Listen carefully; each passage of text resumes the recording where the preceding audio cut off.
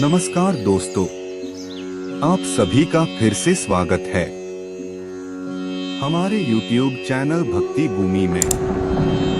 दोस्तों, आपने बहुत से लोगों को यह कहते हुए सुना होगा कि मैं इतनी पूजा पाठ करता हूँ लेकिन उसका पूर्ण फल मुझे नहीं मिलता है। इस वीडियो में हम उसका कारण बताएंगे। असल में जाने अनजाने में कुछ लोग पूजा के दौरान में कई तरह की गलतियां कर बैठते हैं, जिसकी वजह से उन्हें पूजा का फल नहीं मिल पाता है और पूजा अधूरी रह जाती है। ऐसे में अगर आप गलत विधियों और नियमों के साथ पूजा करते हैं तो इसका विपरीत प्रभाव भी पड़ सकता है। चलिए जानते हैं कि घर और मंदिर में पूजा करने का सही तरीका क्या है।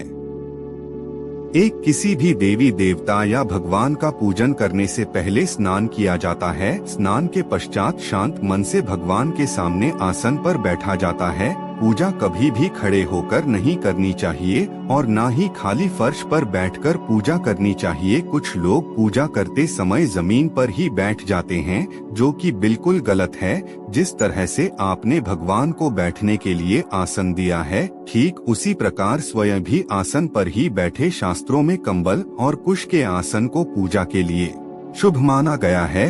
इस बात का भी ध्यान रखें कि पूजा का स्थान घर के फर्श से थोड़ा ऊपर होना चाहिए, क्योंकि भगवान अतुल्य और श्रेष्ठ है, इसीलिए आप अपनी बराबरी में उनकी पूजा ना करें। पूजा के लिए भगवान को किसी चौकी में या फिर फर्श से ऊंचे स्थान पर स्थापित करें। इसके अलावा पूजा घर में देवी देवताओं की मूर्तियों को कभी भी दीवार से सटाकर नहीं रखना चाहिए। पूजन करते समय आपका मुंह उत्तर या फिर पूर्व की दिशा में ही होना चाहिए। घर या किसी भी मंदिर में पूजा संपन्न करने के बाद भगवान से अपनी भूल के लिए उनके समक्ष क्षमा या जरूर कर लेनी चाहिए। इससे परमात्मा आपके द्वारा जाने अनजाने में की गई गलती को क्षमा करते हैं और आशीर्वाद देते हैं। 3 पूजा घर हमेशा घर के ईशान कोण में ही रहना चाहिए। पूजा घर में किसी एक देवी देवता की मूर्ति एक से ज्यादा नहीं होनी चाहिए। घर के मंदिर में किसी भी भगवान की मूर्ति 9 इंच या 22 सेंटीमीटर से छोटी होनी चाहिए। इससे बड़ी प्रतिमा घर में रखना शुभ नहीं माना जाता। बड़ी प्रतिमा को मंदिर में रखना चाहिए। अपने बेडरूम में कभी भी पूजा घर स्थापित न करें और रात्रि के समय अपने पूजा घर को पर्दे से ढककर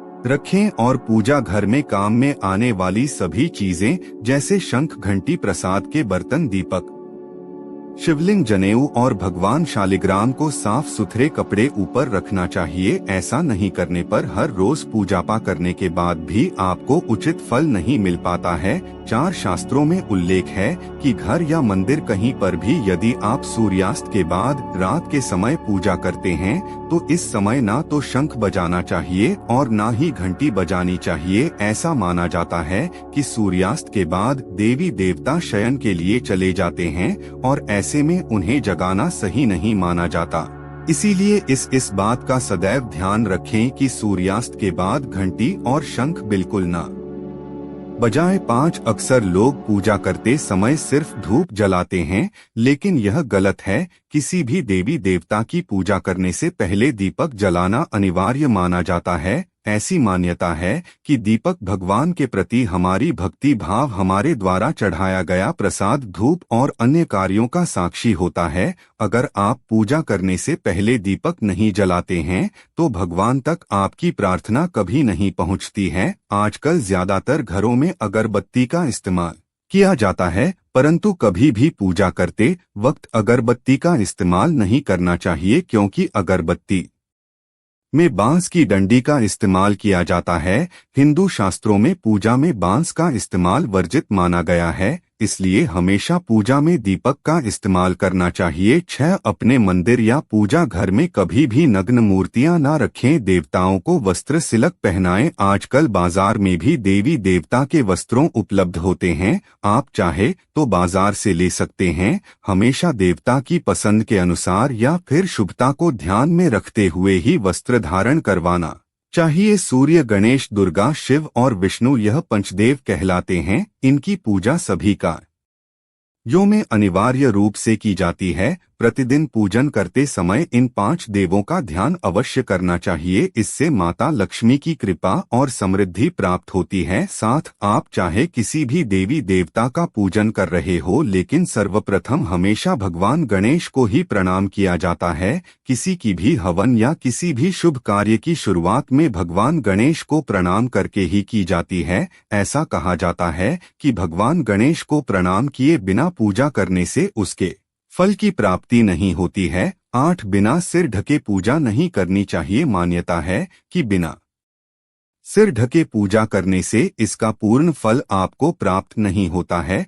पूजा के दौरान सिर ढकना भगवान के प्रति श्रद्धा भाव को दर्शाता है। पूजा के दौरान सिर ढकने का धार्मिक कारण के साथ वैज्ञानिक कारण भी बताए गए हैं। इसीलिए स्त्री हो या पुरुष पूजा के दौरान सिर जरूर ढके। कभी भी भगवान को एक हाथ से प्रणाम नहीं करना चाहिए, हमेशा पूरी तरह से झुककर दोनों हाथों से प्रणाम करना चाहिए। 9 जब भी आप पूजा करने किसी मंदिर में जाते हैं तो आपको मंदिर में जो प्रसाद मिलता है उसे मंदिर में ही खाना चाहिए, भले ही आप उस प्रसाद का थोड़ा सा हिस्सा ही मंदिर में क्यों ना खाएं, बाकी हिस्सा घर ले जाने के लिए रख सकते हैं। यह ईश्वर के प्रति आपकी श्रद्धा का प्रतीक है। आप जब भी मंदिर जाते हैं तो आपको एक बार घंटा जरूर बजाना चाहिए। ऐसा माना जाता है कि घंटा बजाने से आपका संदेश सीधा ईश्वर तक पहुंचता है। घर में पूजा करने के बाद शंख घंटी को बजाना महत्वपूर्ण माना जाता है। इससे घर में सकारात्मक ऊर्जा आती है।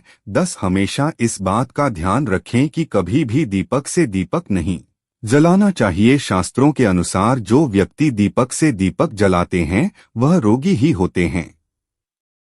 नहाने से पहले ही भगवान को चढ़ाने के फूल को तोड़ लेना चाहिए। नहाने के बाद फूल तोड़ने पर फूल स्वयं को चढ़ाया हुआ माना जाता है, ऐसा शास्त्रों में कहा गया है। पूजा पाठ करते समय या फिर किसी भी समय दीपक, शंख, भगवान की मूर्ति या तस्वीर, सोने के आभूषण और शालिग्राम को कभी भी सीधे जमीन या फर्श पर नहीं रखना चाहिए। ज़ारा घर या मंदिर में पूजा के समय भगवान की आरती करते समय भगवान विष्णु के सामने 12 बार, सूर्य देव के सामने 7 बार, देवी दुर्गा के सामने 9 बार, शंकर भगवान के सामने 11 बार और गणेश जी के सामने 4 बार आरती घुमानी चाहिए। इससे पूजा पाठ का सकारात्मक फल मिलता है। आपको किसी भी मंत्र का जाप करने के पश्चात आसन के नीचे की भूमि को स्पर्श कर नेत्रों से लगाना चाहिए। इससे आपको जप के पूर्ण फल की प्राप्ति होती है। 12 अगर आप किसी खास प्रयोजन के लिए कोई पूजा अनुष्ठान करते हैं तो उसमें लिए संकल्प को पूरा करने में ज्यादा समय नहीं लगाना चाहिए। अगर आपने कहीं किसी को दान करने का संकल्प लिया है तो उसे जितनी जल्दी हो सके पूरा कर देना चाहिए। संकल्प को पूरा करने में देरी से पूजा अनुष्ठान का पूरा लाभ नहीं मिल पाता है। 13 किसी को भी कोई वस्तु दान दक्षिणा हमेशा दाहिने हाथ से ही देनी चाहिए। एकादशी, अमावस्या, कृष्ण चतुर्दशी, पूर्णिमा व्रत तथा श्राद्ध के दिन बाल और दाढ़ी नहीं बनाने चाहिए। जिन लोगों का यज्ञोपवीत संस्कार हो चुका है उन्हें बिना जने पहने पूजा पाठ या किसी भी तरह का अनुष्ठान नहीं करना चाहिए, क्योंकि बिना जने उधारण किए जो भी धार्मिक कार्य किया जाता है वह निष्फल हो जाता है। 14 सभी हिंदू घरों में पूजा पाठ या अन्य धार्मिक कार्य में इस्तेमाल करने के लिए गंगाजल रखा जाता है, लेकिन क्या आपको पता है कि प्लास्टिक की बोतल में या किसी अपवित्र धातु के बर्तन जैसे कि एल्युमिनियम और लोहे के बने बर्तन में गंगाजल नहीं रखना चाहिए। गंगाल तांबे के बर्तन में रखना शुभ रहता है। 15 अगर आप पूजा करने के लिए मंदिर जा रहे हैं तो आपको हमेशा घर से लोटे में जल ले जाना चाहिए। कभी भी मंदिर में रखे जल से ईश्वर का जलाभिषेक नहीं करना चाहिए। जब भी आप जल चढ़ाकर मंदिर से वापस आए तब आपको ध्यान देना है कि जल का लोटा कभी भी खाली घर वापस ना लाएं। यदि आप जल भरकर मंदिर से वापस लौटा लाते हैं तो इससे शुभ फलों की प्राप्ति होती है। आपको हर रोज लक्ष्मी स्तोत्र या कनकधारा स्तोत्र का पाठ अव करना चाहिए। यह धन प्राप्ति और धन संचय करने में विशेष फलदायी माना जाता है। यह एक चमत्कारिक स्तोत्र है जिसके पाठ से माता लक्ष्मी की आप पर कृपा बनी रहती है। इस स्तोत्र की खासियत यह है कि यह किसी भी विशेष माला या पूजा पाठ की मांग नहीं करता है। पूजा अर्चना करने के बाद आप इनका पाठ कर सकते हैं। में आप हर रोज लक्ष्मी स्तोत्र या कनकधारा स्तोत्र का पाठ अवश्य करें, जिससे आपकी उन्नति होगी और धन की बचत भी होगी। 17 वास्तु शास्त्र के अनुसार बहुत से लोगों में आदत होती है कि खाना खाते समय पढ़ाई या काम की चीजें करते हैं। यह बहुत अशुभ माना जाता है। साल 2023 में आप इस आदत से बचे। यह आपके धन के साथ साथ कई चीजों के लिए नुकसानदायक साबित हो सकता है। खाने खाते ही पाचन क्रिया शुरू हो जाती है। अगर आप खाते समय पढ़ाई या फिर काम करते हैं तो इसका असर आपकी पाचन शक्ति पर भी पड़ता है, जिससे स्वास्थ्य संबंधी कई समस्याएं बननी शुरू हो जाती है। इसलिए आप इस आदत से बचे। 18 भोजन के नियम। भोजन की थाली को हमेशा पाठ चटाई चौक टेबल पर सम्मान के साथ रखें। खाने की थाली को कभी भी एक हाथ से ना पकड़े। ऐसा करने से खाना प्रेत योनि में चला जाता है। भोजन करने के बाद थाली में ही हाथ ना धोए। थाली में कभी जूठन ना छोड़े। भोजन करने के बाद थाली को कभी किचन स्टैंड, पलंग या टेबल के नीचे ना रखें, ऊपर भी ना रखें। रात्रि में भोजन के जूठे बर्तन घर में ना रखें। भोजन करने से पूर्व देवताओं का आह्वान जरूर करें। भोजन करते वक्त वार्तालाप या क्रोध ना करें। परिवार के सदस्यों के साथ बैठकर भोजन करें। भोजन करते वक्त अजीब सी आवाजें ना निकाले। रात में चावल, दही और सत का सेवन करने से लक्ष्मी का निरादर होता है। असमृद्धि चाहने वालों को तथा जिन व्यक्तियों को आर्थिक कष्ट रहते हो उन्हें इनका सेवन रात के भोजन में नहीं करना चाहिए। भोजन सदैव पूर्व या उत्तर की ओर मुख करके करना चाहिए। संभव हो तो रसोई घर में ही बैठकर भोजन करें, इससे राहु शांत होता है। जूते पहने हुए कभी भोजन नहीं करना चाहिए। सुबह कुल्ला किए बिना पानी या चाय ना पिए। झूठे हाथों से या पैरों से कभी गौ, ब्राह्मण तथा अग्निका का स्पर्श ना करें। 19 टपकता नल ठीक करवाएं। नल से पानी का टपकना आर्थिक क्षति का संकेत है। टपकते नल को जल्द से जल्द ठीक करवाएं। घर में किसी भी बर्तन से पानी रिस रहा हो तो उसे भी ठीक करवाएं। छत पर रखी पानी की टंकी से पानी बहता हो तो उसे भी ठीक करवाएं। 20 क्रोध कला से बचे। घर में क्रोध कला और रोना धोना आर्थिक समृद्धि व ऐश वर्य का नाश कर देता है, इसलिए घर में कला क्लेश पैदा ना होने दे। आपस में प्रेम और प्यार बनाए रखने के लिए एक दूसरे की भावनाओं को समझे और परिवार के लोगों को सुनने और समझने की क्षमता बढ़ाएं। अपने विचारों के अनुसार घर चलाने का प्रयास ना करें। सभी के विचारों का सम्मान करें। उम्मीद करते हैं कि आपको इस वीडियो से कुछ नया जरूर सीखने को मिला होगा। आपको वीडियो कैसी लगी हमें कमेंट बॉक्स में जरूर बताएं।